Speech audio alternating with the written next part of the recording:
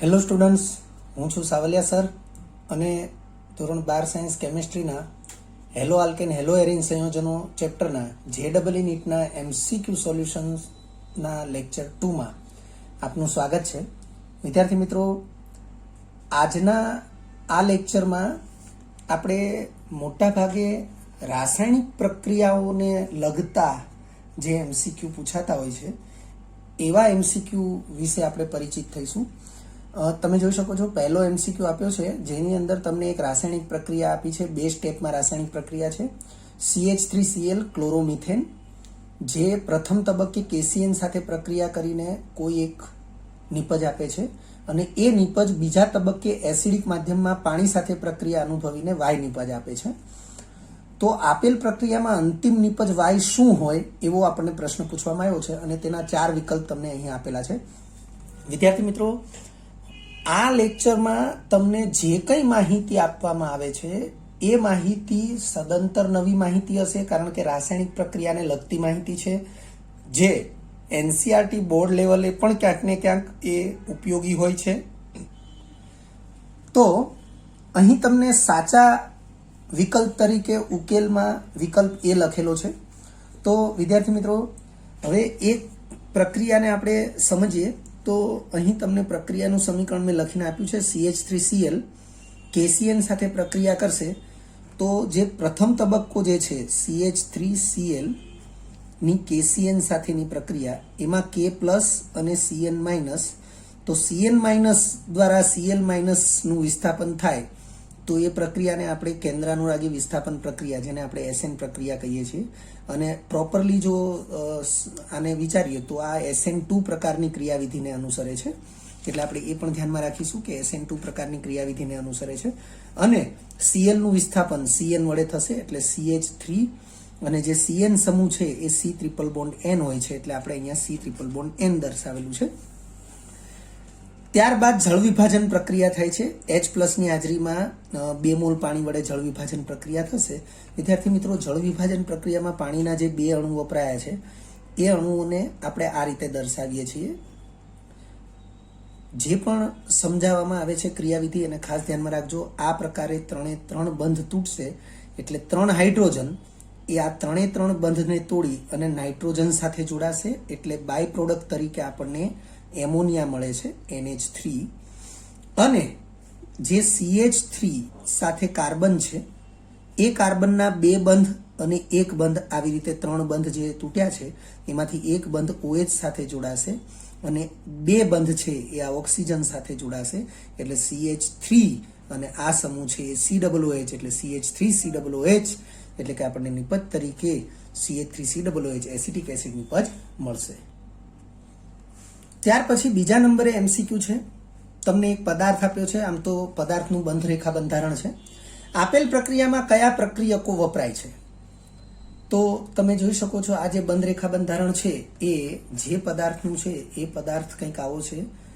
Br bond, જ્યાં પણ ખૂણો આવે ત્યાં CH2 હોય, ફરીથી ખૂણો આવે ત્યાં CH2 અને આ Br. તો આપણે બંને કાર્બન, પડોશી કાર્બન ઉપર સમાન હેલાઇડ સમૂહો છે. આપણે આને વિસિનલ ડાયહેલાઇડ કહીએ છીએ. તો એમાંથી આપણને આ ઇથાઇન, એટલે કે આલ્કાઇન નિપજ મળી છે. તો કયા કયા પ્રક્રિયકો વપરાયા હશે એવી આપણને પ્રશ્નમાં પૂછવામાં આવ્યું છે, એવો પ્રશ્ન. તો એ જે 4 ઓપ્શન છે એમાં તમે જોઈ શકો છો કે પ્રથમ ઓપ્શનમાં ફક્ત એક જ પ્રક્રિયક બતાવેલો છે, બીજામાં 2 પ્રક્રિયક છે, ત્રીજામાં પણ 2 પ્રક્રિયક છે, ચોથામાં ઝીંક ઉદ્દીપકની હાજરીમાં CH3OH પ્રક્રિયક છે. તો સાચા વિકલ્પ તરીકે ઉકેલ C આપેલો છે અને મેં લખ્યું છે કે રેફરન્સ તરીકે 11th science chemistry part 2 chapter number 13. વિદ્યાર્થી મિત્રો, 11th કેમિસ્ટ્રીમાં પાર્ટ 2 ની અંદર જે ચેપ્ટર નંબર 13 છે એ છે હાઇડ્રોકાર્બન સંયોજનો, અને હાઇડ્રોકાર્બન સંયોજનોમાં આલ્કાઇનની બનાવટ, વિસિનલ ડાયહેલાઇડમાંથી આલ્કાઇનની બનાવટ, એની આ બેઠી પ્રક્રિયા છે. એટલે એ પ્રક્રિયાનું સમીકરણ મેં અહીં લખ્યું છે કે જે પદાર્થ છે એ પદાર્થ છે 1,2-ડાયબ્રોમો ઇથેન, આને ઇથિલિન ડાયબ્રોમાઇડ પણ કહેવાય. તો એની આલ્કોહોલિક, પ્રથમ તબક્કે આલ્કોહોલિક KOH સાથે પ્રક્રિયા થશે અને અહીંયાથી એટલે કે આપણે એ પ્રક્રિયાને આવી રીતે સમજી શકીએ કે CH2 બોન્ડ CH2 અને બંને કાર્બન સાથે બ્રોમિન છે. તો પ્રથમ તબક્કો જે છે આલ્કોહોલિક કે OH ની હાજરીમાં પ્રક્રિયા થવી એ છે બીટા વિલોપન પ્રક્રિયા. અહીંયાથી Br જશે અને અહીંયાથી એક હાઇડ્રોજન જશે એટલે CH2 આ CH2 એઝ ઇટ ઇઝ રહેશે. બંને કાર્બન વચ્ચે નવો એક બંધ બનશે. એક બંધ તો છે જ, બીજો એક બંધ બનશે. આ કાર્બન પાસે 2 હાઇડ્રોજન છે, હવે એક જ હાઇડ્રોજન રહેશે. બ્રોમિન અને હાઇડ્રોજન બંને દૂર થશે એટલે HBr દૂર થશે. પણ આ HBr એસિડ છે જે KOH સાથે પ્રક્રિયા કરી અને KOH અને H2O આવી KBr અને H2O આવી બાય પ્રોડક્ટ આપશે અને અહીંયા એક Br જે છે એ એઝ ઇટ ઇઝ બાકી રહેશે. એટલે આપણી પાસે જે પ્રક્રિયા સમીકરણ છે એમાં તમે જોઈ શકો છો કે 1,2 ડાયબ્રોમો ઇથેન એમાંથી આપણને વિનાઇલ બ્રોમાઇડ નિપજ મળે છે અને બ્રોમો ઇથિન પણ કહેવાય. અને પછી NaNH2 સાથે બીજા તબક્કે પ્રક્રિયા થશે. વિદ્યાર્થી મિત્રો, NaNH2 છે એ પણ પ્રબળ બેઝ છે. NaNH2 Na+ અને NH2- એવા 2 ભાગ આયનો છે. તો એ Br- જે છે એની સાથે Na+ જોડાશે એટલે NaBr થશે અને સામેના કાર્બન ઉપરથી H+ તરીકે દૂર થશે જે NH2- સાથે જોડાઈને NH3 બનશે. ફરીથી આપણે સમજીએ, CH2 ડબલ બોન્ડ CHBr છે. મેં કહ્યું એ પ્રમાણે અહીંથી Br- તરીકે દૂર થાય જે Na+ સાથે જોડાશે એટલે NaBr બનશે. અને અહીંયાથી Br- તરીકે દૂર થાય ત્યારે અહીંયાથી એક હાઇડ્રોજન H+ તરીકે દૂર થશે જે NH2- સાથે જોડાઈને NH3 બનશે એટલે 2 બાય પ્રોડક્ટ બનશે. હવે આ સ્થિતિમાં Br- તરીકે દૂર થાય ત્યારે આ કાર્બન પ્લસ બને અને અહીંયાથી H+ તરીકે દૂર થાય ત્યારે આ કાર્બન માઇનસ બને. તો માઇનસ વીજભારિત કાર્બન અને પ્લસ વીજભારિત કાર્બન વચ્ચે નવો બંધ બનશે એટલે CH ટ્રિપલ બોન્ડ CH. આ પ્રકારે આપણને અંતિમ નિપજ ઇથાઇન મળશે. વિદ્યાર્થી મિત્રો, ફરીથી હું કહું છું 11 science chemistry part 2 chapter number 13 vicinal ડાયલાઇડમાંથી આલ્કાઇનની બનાવટ એ પ્રક્રિયાને તમારે રિફર કરી લેવી. ત્યારબાદ ત્રીજા નંબરનો MCQ છે. લખ્યું છે ક્લોરોફોર્મની સાંદ્ર HNO3 સાથેની પ્રક્રિયાથી કઈ નિપજ મળે છે. તમને 4 નિપજોના નામ આપ્યા છે જે પૈકી ઉકેલ તરીકે ડી એને સાચો વિકલ્પ ગણવામાં આવ્યો છે. વિદ્યાર્થી મિત્રો, સૌથી પહેલી અગત્યની બાબત કે તમને ક્લોરોફોર્મનું સૂત્ર આવડતું હોવું જોઈએ અને એની HNO3 સાથેની પ્રક્રિયા. તો મેં અહીંયા રેફરન્સમાં લખ્યું છે JEE નીટનો જે આપણે ટેબલટોપ લેક્ચર 5 લીધેલો છે આ જ ચેપ્ટરનો એલો આલ્કેન એલો એરિન સંયોજનનો, એની અંદર આ પ્રક્રિયાનો ઉલ્લેખ કરેલો છે. આપણે પ્રક્રિયા સમીકરણ અહીંયા ફરીથી લખીને બતાવ્યું છે કે CHCl3 પ્લસ સાંદ્ર HNO3. તો આ જે સાંદ્ર HNO3 છે પ્રક્રિયા સમીકરણ આપણે ત્યારે પણ સમજાવેલું, આજે પણ સમજાવીએ છીએ. CHCl3 આ ક્લોરોફોર્મ છે. HNO3 સાંદ્ર HNO3 એ 2 ભાગમાં આપણે વિભાજિત વિચારીએ, એક NO2 અને બીજો OH.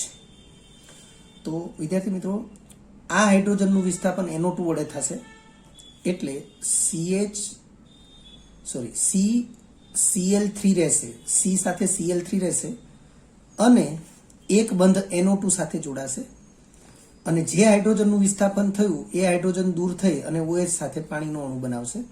તો વિદ્યાર્થી મિત્રો, આ નિપજને આપણે ત્યારે અશ્રુવાયુ તરીકે ઓળખાવેલો છે અને એ જ નિપજના અન્ય નામ જેમ કે એને ટ્રાયક્લોરોનાઇટ્રોમિથેન કહેવાય, એને ક્લોરોપિક્રીન પણ કહેવાય. એટલે તમે જોઈ શકો છો આપણને ઓપ્શન ડી ની અંદર ક્લોરોપિક્રીન આપેલું છે એટલે આપણો ઓપ્શન ડી સાચો થશે. વિદ્યાર્થી મિત્રો, આ નામ યાદ રાખવું જરૂરી છે, સૂત્ર એટલે કે એનું બંધારણ યાદ રાખવું જરૂરી છે અને તેને જ આપણે અશ્રુવાયુ તરીકે પણ ઓળખીએ છીએ.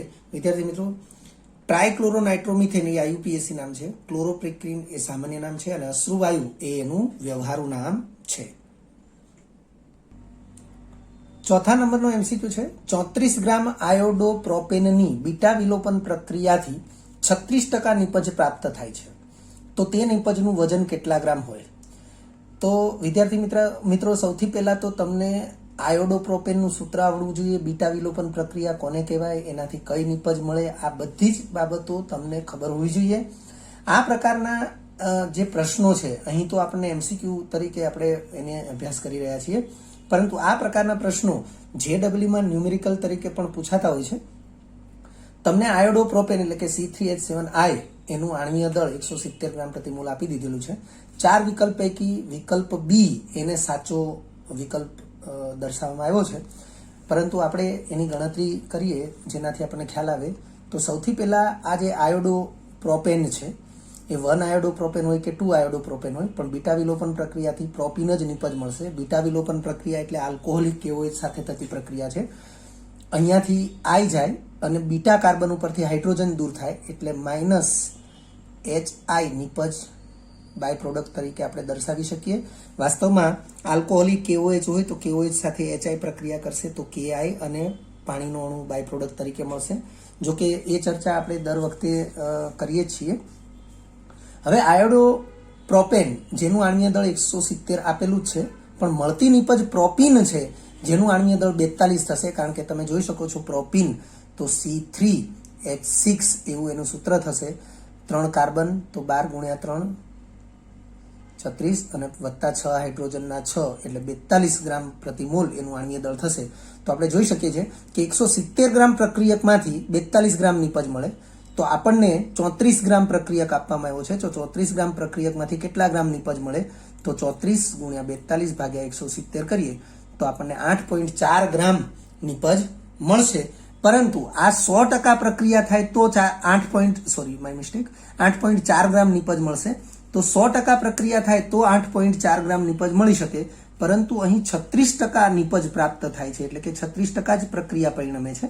તો 36% લેખે એટલે 8.4 ના 36% આપણે વિચારીએ તો નિપજનું વજન બરાબર 36% છે, 100 વડે ભાગીએ એટલે ભાગ થઈ જશે. 36 ભાગ્યા 100 ગુણ્યા 8.4 જવાબ આવશે 3.024 ગ્રામ.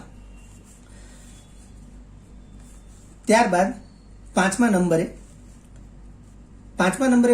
પ્રક્રિયા લખ્યું છે કે આપેલ પ્રક્રિયા કયા નામે ઓળખાય છે. તો તમને પ્રક્રિયા સમીકરણ તમે જોઈ શકો છો, આ પ્રકારની પ્રક્રિયા સમીકરણ આપેલું છે. અને એ પ્રક્રિયા સમીકરણ એ NCERT બોર્ડ લેક્ચરમાં પણ તમે ભણી ચૂક્યા છો. આ છે આલ્કોહોલમાંથી હેલો આલ્કેન મેળવવાની પ્રક્રિયાનું સમીકરણ SOCl2 વડે. પરંતુ એ પ્રક્રિયા કયા નામથી ઓળખાય છે એવું એક એક્સ્ટ્રા માહિતી છે. તો એ પ્રક્રિયા ડાર્ઝન પ્રક્રિયા નામથી ઓળખાય છે. તો મેં અહીં લખ્યું છે ઉકેલ ડી, અને ફક્ત માહિતી છે. અને એક એક્સ્ટ્રા માહિતી મેં લખ્યું છે કે આ જે પ્રક્રિયા છે એની ક્રિયાવિધિ SN2 ક્રિયાવિધિ મુજબ હોય છે. ત્યારબાદ 6થા નંબરે MCQ આપ્યો છે, જેમાં તમને એક પ્રક્રિયા સમીકરણ આપ્યું છે, જેમાં પ્રક્રિયકો તરીકે CH3COOAG એટલે કે સિલ્વર એસિટેટ છે અને Br2 છે, જે CS2 અથવા CCl4 ની હાજરીમાં પ્રક્રિયા કરે છે અને નિપજ તરીકે કંઈક મળશે. તો આ પ્રક્રિયાની મુખ્ય નિપજ શું હશે? તો આ જે પ્રશ્ન છે એ પ્રશ્ન માટે તમને જે 4 ઓપ્શન આપ્યા છે, જે પૈકી એક ઓપ્શન છે બ્રોમોમિથેન, બીજો એસિટાઇલ બ્રોમાઇડ, ત્રીજો છે બ્રોમો એસિટેટ અને ચોથો છે એક પણ નહીં. તો તમને ઓપ્શન તરીકે એ આપ્યો છે. હવે વિદ્યાર્થી મિત્રો, સિલ્વર એસિટેટમાંથી હેલો આલ્કેન મેળવવાની પ્રક્રિયા છે, જે આપણા NCERT બોર્ડ લેક્ચરે અભ્યાસમાં નથી, પરંતુ આ હેલો આલ્કેન મેળવવાની એક્સ્ટ્રા પ્રક્રિયા છે. આ પ્રક્રિયા હંસ-ડીકર પ્રક્રિયા તરીકે ઓળખાય છે, એટલે આપણે એને માહિતી તરીકે યાદ રાખશું. અને બીજી એક એક્સ્ટ્રા માહિતી છે કે આ પ્રક્રિયા જે છે એ મુક્તમૂલક ક્રિયાવિધિ મુજબ થતી પ્રક્રિયા છે. 7મા નંબરનો MCQ તમે જોઈ રહ્યા છો કે એક પ્રક્રિયા સમીકરણ આપ્યું છે. પ્રથમ તબક્કે નિપજ X મળે છે, બીજા તબક્કે નિપજ Y મળે છે, ત્રીજો તબક્કો પોલિમરાઇઝેશન છે અને અંતિમ કોઈ પોલિમર પદાર્થ મળે છે. પ્રારંભિક પદાર્થ તરીકે ક્લોરોફોર્મ છે. તો પ્રશ્ન પૂછવામાં આવ્યો છે કે નીચેની પ્રક્રિયા દ્વારા કયું પોલિમર મળશે? તો 4 ઓપ્શનમાં પ્રથમ બેકેલાઇટ, બીજું પોલિથીન, ત્રીજું ટેફલોન અને ડી કરીને લખ્યું છે એક પણ નહીં. તો વિદ્યાર્થી મિત્રો, ઉકેલ તરીકે ટેફલોન એટલે કે વિકલ્પ સી એ સાચો વિકલ્પ દર્શાવેલો છે. આ પણ એક્સ્ટ્રા માહિતી જ છે, કારણ કે રાસાયણિક પ્રક્રિયાને લગતી વાત છે. ક્લોરોફોર્મના રાસાયણિક ગુણધર્મોમાં પણ આનો સમાવેશ કરી શકાય કે ક્લોરોફોર્મ SbF3 SbF3 ની હાજરીમાં HF સાથે પ્રક્રિયા કરશે, જેનાથી આપણને CHF2Cl હાઇડ્રોફ્લોરોક્લોરોકાર્બન કહેવાય આને, જે હાલમાં રેફ્રિજરેટર અને એમાં વપરાય છે શીતક તરીકે, જે CFCની સાપેક્ષે ઓછા નુકસાનકારક હોય છે. આ એ પદાર્થો છે. તો એ જે CHF2Cl મળે છે અને એના બે અણુ 800°C તાપમાને બે HCl અણુને ગુમાવી અને એકબીજા સાથે આ પ્રકારે જોડાશે. આપણે પ્રક્રિયા સમીકરણને જોઈએ કે C કાર્બન સાથે આ રીતે બે ફ્લોરિન છે, એક હાઇડ્રોજન અને એક ક્લોરિન છે. બીજો અણુ પણ એ જ પ્રકારે છે.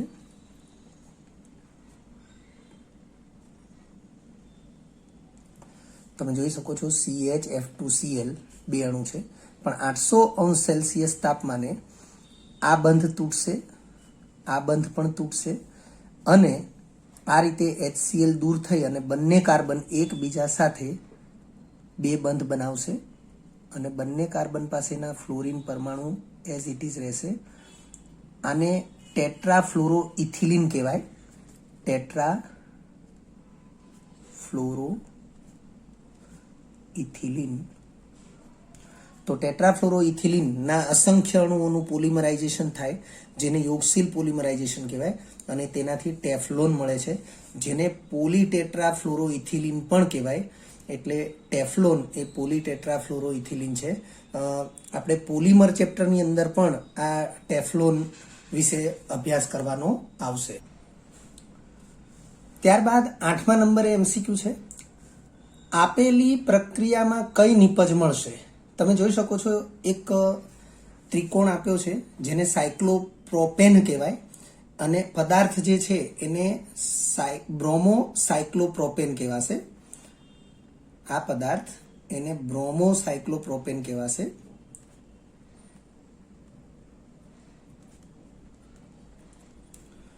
જેની 3 વિવિધ તબક્કાઓની અહીંયા માહિતી આપેલી છે.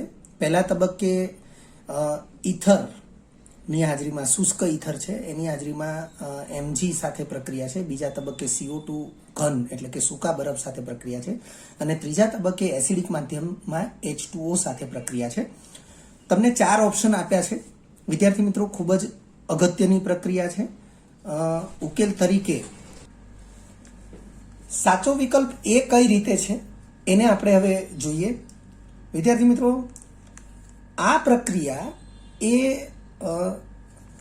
Aldehyde ketone carboxylic acid chapter જે છે એમાં પણ હેલો આલ્કેન હેલો એરિન સંયોજનોમાંથી અથવા ગ્રિગ્નાર્ડ પ્રક્રિયકોમાંથી કાર્બોક્સિલિક એસિડની બનાવટ એ ટાઇટલના અંડરમાં ભણવાની આવશે. અહીં આપણે પ્રક્રિયા સમીકરણને જોઈએ તો તમે જોઈ શકો છો આ બ્રોમો સાયક્લોપ્રોપેન છે. તો ગ્રિગ્નાર્ડ પ્રક્રિયાથી આપણે પરિચિત છીએ. શુષ્ક ઇથર, મેગ્નેશિયમ ધાતુની છીલ અથવા મેગ્નેશિયમ ધાતુના પાવડર સાથે પ્રક્રિયા થાય એટલે બ્રોમિન અને કાર્બન વચ્ચેનો બંધ તૂટી અને વચ્ચેના ભાગે મેગ્નેશિયમ એ સ્થાન મેળવશે, જેને ગ્રિગ્નાર્ડ પ્રક્રિયક આપણે કહીએ છીએ. આને આલ્કાઇલ મેગ્નેશિયમ બ્રોમાઇડ એટલે કે સાયક્લોપ્રોપાઇલ મેગ્નેશિયમ બ્રોમાઇડ એવું નામ આપી શકાય. ત્યાર પછી શુષ્ક બરફ, સૂકો બરફ એટલે ઘન CO2, એની સાથેની પ્રક્રિયા જે છે એ સમીકરણ આપણે સમજીએ તો CO2 છે એ C ડબલ બોન્ડ O આ પ્રકારે છે. હવે આમાંથી આ પ્રકારે એક બાજુનો જે C double bond O as it is રહેશે, પણ બીજી બાજુનો જે C ડબલ બોન્ડ O છે એમાંથી એક બંધ તૂટશે એટલે એક બંધ કાર્બન સાથે એઝ ઇટ ઇઝ રહેશે. કાર્બન ઓક્સિજન વચ્ચેનો એક બંધ તૂટવાથી કાર્બન અને ઓક્સિજન બંનેની એક એક સંયોજકતા ખુલ્લી પડશે. આ ગ્રિગ્નાર્ડ પ્રક્રિયક બે ભાગમાં વિભાજિત થશે. MgBr વાળો ભાગ છે એ ઓક્સિજન સાથે જોડાશે, અહીંયા MgBr લખીએ છીએ, અને સાયક્લોપ્રોપાઇલ સમૂહ છે એ આ સ્થાને જોડાશે. સાયક્લોપ્રોપાઇલ સમૂહ આ સ્થાને જોડાયો, એને આપણે આ રીતે બતાવીએ તો તમે જોઈ શકો છો કે આ સાયક્લોપ્રોપાઇલ સમૂહ C ડબલ બોન્ડ O અને OMgBr એ આ પ્રકારની મધ્યવર્તી યોગશીલ નિપજ કહેવાશે. યોગશીલ એટલા માટે કે આ ગ્રિગ્નાર્ડ પ્રક્રિયક એ CO2માં જે પાયબંધ છે એ પાયબંધને તોડી અને દાખલ થયો એટલે એને યોગશીલ પ્રક્રિયા કીધી અને યોગશીલ મધ્યવર્તી નિપજ મળી. અને એ જે યોગશીલ મધ્યવર્તી નિપજ છે તેની જળ વિભાજન પ્રક્રિયા થવાથી, તો વિદ્યાર્થી મિત્રો તમે જોઈ શકો છો જળ વિભાજન પ્રક્રિયામાં પાણીનો અણુ, તો પાણીનો અણુ એમાં HOH આવા બે ભાગ થશે. અહીંયાથી બંધ તૂટશે, હાઇડ્રોજન એ આ ઓક્સિજન સાથે જોડાશે એટલે OH સમૂહ બની જશે એટલે COOH એવો સમૂહ બનશે અને આ OH સમૂહ MgBr સાથે જોડાઈને MgOHBr એવી બાય પ્રોડક્ટ આપશે. આપણી મુખ્ય નિપજ એ સાયક્લોપ્રોપેન સાથે COOH સમૂહ એટલે આ પ્રકારની આપણને કાર્બોક્સિલિક એસિડ નિપજ મળશે. મેં અહીં રેફરન્સમાં લખ્યું છે કે ચેપ્ટર 12 આલ્ડીહાઇડ કીટોન અને કાર્બોક્સિલિક એસિડ સંયોજનો એના ટોપિક ગ્રિગ્નાર્ડ પ્રક્રિયકમાંથી કાર્બોક્સિલિક એસિડની બનાવટ, એમાં પણ તમને આ પ્રકારની પ્રક્રિયા વિશેનો અભ્યાસ કરાવવામાં આવશે. ત્યાર પછી 9મા નંબરે MCQ છે. આ પ્રકારનો MCQ રિપીટ થયો છે વિદ્યાર્થી મિત્રો. મેં કીધું એ પ્રમાણે કે આ પ્રકારના MCQ એ ન્યુમેરિકલમાં પણ JEE લેવલે પૂછાતા હોય છે. લખ્યું છે 6.45 ગ્રામ C2H5Cl ક્લોરોઇથેનનું ડિહાઇડ્રોહેલોજિનેશન કરવામાં આવ્યું ત્યારે 50% પ્રક્રિયક વપરાય છે તો પ્રાપ્ત થતી મુખ્ય નિપજનું વજન કેટલા ગ્રામ હશે? તમને 4 ઓપ્શન આપેલા છે અને 4 ઓપ્શન પૈકી ઉકેલ તરીકે ઓપ્શન બી ને સાચો ગણવામાં આવ્યો છે. વિદ્યાર્થી મિત્રો, ડિહાઇડ્રોહેલોજિનેશન એ પણ બીટા વિલોપન પ્રક્રિયા જ છે. આલ્કોહોલિક KOH ની હાજરીમાં પ્રક્રિયા થશે, HCl દૂર થશે, પણ એ જે HCl છે એ એસિડ છે અને KOH બેઝ છે એટલે એની વચ્ચેની પ્રક્રિયાથી બાય પ્રોડક્ટ તરીકે KCl અને H2O મળે છે. એટલે જ્યાં પણ આવી રીતે ડિહાઇડ્રોહેલોજિનેશન બીટા વિલોપન લખ્યું હશે એ આલ્કોહોલિક KOH સાથેની પ્રક્રિયા જ છે. તો તમે જોઈ શકો છો કે ક્લોરોઇથેનમાંથી ડિહાઇડ્રોહેલોજિનેશન, ડી એટલે દૂર થવું, બાદ થવું, અને હાઇડ્રો એટલે હાઇડ્રોજન, હેલોજન એટલે હેલોજન, એટલે ડિહાઇડ્રોહેલોજિનેશન એટલે હાઇડ્રોજન અને હેલોજન બંને દૂર થતા હોય એવી પ્રક્રિયા. એટલે એ પ્રકારે આપણને હેલો આલ્કેનમાંથી આલ્કિન નિપજ મળશે. તો તમે જોઈ શકો છો કે 2 કાર્બન વાળી આલ્કિન નિપજ એટલે કે આપણને ઇથિન મળશે. અહીં જે આપણને C2H5Cl આપ્યું છે એનું આણ્વીય દળ 64.5 ગ્રામ થશે કારણ કે અણુસૂત્ર પ્રમાણે C2H5Cl છે તો C2 એટલે 12 ગુણ્યા 2 24, પછી 2 હાઇડ્રોજન છે તો 5 હાઇડ્રોજન છે તો 1 ગુણ્યા 5 એટલે 5 અને 1 ક્લોરીન છે તો ક્લોરીનના 35.5 છે ગુણ્યા 1 કરીએ એટલે 35.5 થશે. આ સરવાળો કરીએ તો વિદ્યાર્થી મિત્રો આ 0.5 આ 14નો ચોકડો વધી પડી 1 એટલે 64.5 ગ્રામ એ CH3CH2Cl એટલે કે C2H5Cl નું આણ્વીય દળ છે અને એમાંથી આપણને નિપજ તરીકે ઇથિન મળે છે. ઇથિનનું અણુસૂત્ર તમારી સામે છે. એનું આણ્વીય દળ આપણને 28 ગ્રામ પ્રતિ મોલ મળશે. તો તમે જોઈ શકો છો કે 64.5 ગ્રામ પ્રક્રિયકમાંથી નિપજ 28 ગ્રામ મળે છે. તો 6.45 ગ્રામ પ્રક્રિયકમાંથી કેટલી નિપજ મળે? તો 6.45 ગુણ્યા 28 ભાગ્યા 64.5 કરીએ તો આપણને 2.8 ગ્રામ નિપજ મળી શકે છે. પરંતુ અહીં લખ્યું છે 50% જ પ્રક્રિયક વપરાય છે. હવે જો પ્રક્રિયક 50% વપરાતો હોય તો નિપજ પણ 50% જ મળશે. એટલે આપણને જે 2.8 ગ્રામ જે નિપજ અહીંયા ગણતરીથી મળે છે એની અડધી નિપજ મળે, 50% એટલે અડધી. તો આથી મળતી નિપજનું વજન ટકાને ભાગમાં ફેરવીએ તો 100 વડે ભાગવું પડે તો 50 ભાગ્યા 100 ગુણ્યા 2.8 તો આપણને નિપજ મળશે 1.4 ગ્રામ, જે ઓપ્શન બી પ્રમાણે સાચો વિકલ્પ છે.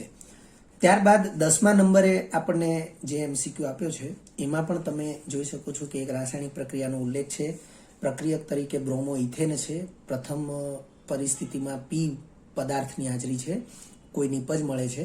બીજી પરિસ્થિતિમાં R પદાર્થની હાજરી છે અને અંતિમ નિપજ તરીકે C3H7NH2 મળે છે. તમે પ્રારંભિક પ્રક્રિયક અને અંતિમ નિપજને તમે સરખાવો તો અહીં 2 કાર્બન છે, અહીં 3 કાર્બન છે.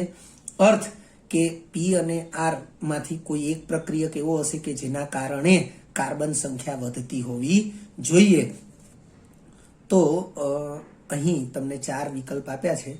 તો તમે જોઈ શકો છો આમાં પણ CN એટલે કાર્બન છે, આમાં પણ CN એટલે કાર્બન છે, આમાં પણ કાર્બન છે, આમાં પણ કાર્બન છે. એટલે પ્રથમ પ્રક્રિયકમાં 4 પાસે કાર્બન છે.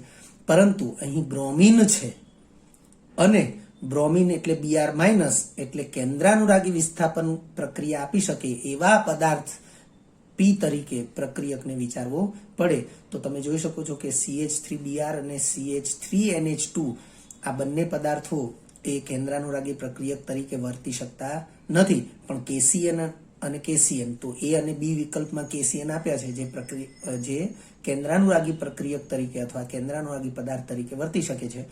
એટલે આપણે પ્રક્રિયા સમીકરણ જોઈએ એટલે આપણને ખ્યાલ આવશે કે P અને R એ પદાર્થો કયા હોઈ શકે. તો આગળ વધીએ. ઉકેલ તરીકે આપણને વિકલ્પ A એ સાચો ઉકેલ આપ્યો છે. તમે જોઈ શકો છો C2H5Br KCN ની હાજરીમાં CN- વડે Br- નું કેન્દ્રાનુરાગી વિસ્થાપન થશે. તો બાય પ્રોડક્ટ તરીકે એટલે કે આડ નિપજ તરીકે KBr મળશે અને અહીંયા C2H5CN. હવે વિદ્યાર્થી મિત્રો તમે જોઈ શકો છો કે અહીંયા 2 કાર્બન છે અને એક ત્રીજો કાર્બન એડ થયો. તો C2H5C ટ્રિપલ બોન્ડ N. હવે વિદ્યાર્થી મિત્રો લિથિયમ એલ્યુમિનિયમ હાઇડ્રાઇડ, આ લિથિયમ એલ્યુમિનિયમ હાઇડ્રાઇડ એ રિડક્શન કરતા પદાર્થ છે અને ઘણા બધા કાર્બનિક પદાર્થોના રિડક્શન માટે એ વપરાય છે. રિડક્શન કરતા પદાર્થ હંમેશા હાઇડ્રોજન આપશે. તો અહીંયાથી એ 4 હાઇડ્રોજન પ્રોવાઈડ કરશે અને 4 હાઇડ્રોજન જે છે એ કેવી રીતે પ્રક્રિયામાં ભાગ લેશે આપણે જોઈ લઈએ. C2H5 એઝ ઇટ ઇઝ રહેશે. કાર્બન અને નાઇટ્રોજન વચ્ચે 3 બંધ છે, એમાંથી 2 બંધ તૂટી જશે. એટલે નાઇટ્રોજનના 2 બંધ બાકી રહેશે અને હાઇડ્રોજનના પણ કાર્બનના પણ 2 બંધ બાકી રહેશે. 3 બંધ છે, એમાંથી એક બંધ રહ્યો, 2 બંધ તૂટ્યા, તો કાર્બનના પણ 2 બંધ બાકી રહ્યા, નાઇટ્રોજનના પણ 2 બંધ બાકી રહ્યા. તો 4 હાઇડ્રોજન આ પ્રકારે જોડાશે.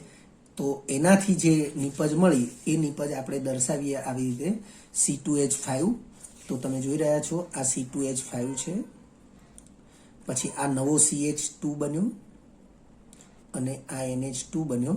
તો આપણે નિપજ તરીકે C2H5CH2NH2 અને આ જ વસ્તુને આપણે C3H7NH2 તરીકે પણ લખી શકીએ છીએ, જે આપણને અહીંયા આપેલી છે. એટલે P તરીકે KCN અને R તરીકે લિથિયમ એલ્યુમિનિયમ હાઇડ્રાઇડ LiAlH4 થશે. 11મા નંબરે MCQ આપ્યો છે, તમે જોઈ રહ્યા છો. ક્લોરોફોર્મની વધુ પ્રમાણમાં ઓક્સિજન સાથે પ્રક્રિયા થવાથી નીચેના પૈકી કઈ નિપજ મળે છે. અહીં ઉલ્લેખ કર્યો છે વધુ પ્રમાણમાં ઓક્સિજન સાથે પ્રક્રિયા. વિદ્યાર્થી મિત્રો, ક્લોરોફોર્મની હવામાંના ઓક્સિજન સાથેની જે પ્રક્રિયા છે એ આપણે TTL5માં બતાવેલી છે કે CHCl3 છે. હવામાંના ઓક્સિજન એટલે એ મર્યાદિત અથવા માપસરનો ઓક્સિજન છે અને એ પ્રક્રિયાથી COCl2 અને HCl બને છે. આ ફોસ્જીન વાયુ છે, જે ઝેરી વાયુ છે, આપણે આ વસ્તુને સમજાવેલી છે. પણ આ મર્યાદિત ઓક્સિજનની હાજરીમાં થતી પ્રક્રિયા છે અથવા હવામાં જેટલો ઓક્સિજન પ્રાપ્ય હોય એની હાજરીમાં થતી પ્રક્રિયા છે. પરંતુ અહીં લખ્યું છે વધુ પ્રમાણમાં ઓક્સિજન સાથે પ્રક્રિયા થવાથી નીચેના પૈકી કઈ નિપજ મળે. તો વિદ્યાર્થી મિત્રો, આ પણ એક એક્સ્ટ્રા માહિતી છે. આપણે અહીં જે પણ નિપજોની રજૂઆત થયેલી છે અથવા વિવિધતા આપેલી છે એ પૈકી નિપજ બી જે છે એ નિપજ બી મળશે. જો મધ્યમ અથવા તો માપસરના ઓક્સિજન સાથે પ્રક્રિયા થાય તો આ 2 નિપજ જ મળે છે. તો વિકલ્પ તરીકે વિકલ્પ એ સાચો આવશે. પરંતુ અહીં વધુ પ્રમાણમાં ઓક્સિજન સાથે પ્રક્રિયાની જે વાત છે એ પ્રક્રિયાનું સમીકરણ તમે જોઈ શકો છો કે 2 મોલ CHCl3 છે એ 3/2 મોલ O2 સાથે પ્રક્રિયા કરશે સૂર્યપ્રકાશની હાજરીમાં. તો 2 મોલ COCl2 બનાવશે, Cl2 અને H2O નિપજ બનાવશે. વિદ્યાર્થી મિત્રો, હવે આ Cl2 અને H2O નિપજ જે છે એના વાસ્તવિક સ્વરૂપ HOCl વત્તા HCl આ પ્રકારના છે. પરંતુ તમને અહીં વિકલ્પની અંદર આ પ્રકારે આપ્યું છે. ધારો કે તમને Cl2 અને H2O ને બદલે HOCl અને HCl આપે તો આપણે એ વિકલ્પને પસંદ કરવો પડશે. તો તમે અહીં જોઈ શકો છો આ HOCl અને HCl એટલે હાઇડ્રોક્લોરિક એસિડ કહેવાય અથવા હાઇડ્રોજન ક્લોરાઇડ કહેવાય, જ્યારે HOCl છે એને હાઇપોક્લોરસ એસિડ કહે છે. એટલે અહીં આપણે આ બાબતને ખાસ ધ્યાનમાં રાખીશું. વિદ્યાર્થી મિત્રો, જો તમને આ વિડીયો લેક્ચર ગમ્યો હોય તો લાઇક આપજો, શેર કરજો અને સબસ્ક્રાઇબ પણ કરજો. અગાઉના લેક્ચરનું રિવિઝન અને પાઠ્યપુસ્તકનું વાંચન કરતા રહેજો. આ લેક્ચર અંગે કોઈ પણ ડિફિકલ્ટી હોય તો મને વોટ્સઅપ કરી શકાય. આભાર. ફરી મળીશું નવા વિડીયો લેક્ચરમાં.